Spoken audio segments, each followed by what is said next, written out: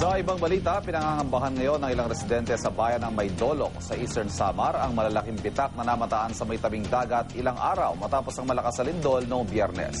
Para sa detalye, may report si Salima Refran. Salima? Ivan, 4 na araw matapos ang malakas na lindol, lalo pang nakikita ang pinsala ng pagyanig. Sa barangay Umawa sa bayan ng Maydolok, 3 malalaking ukas sa buhangin ang nakita sa may tabing dagat. Ang pinakamalaki, may lapad na 5 metro at lalim na 4 na metro. May tubig na rin ito.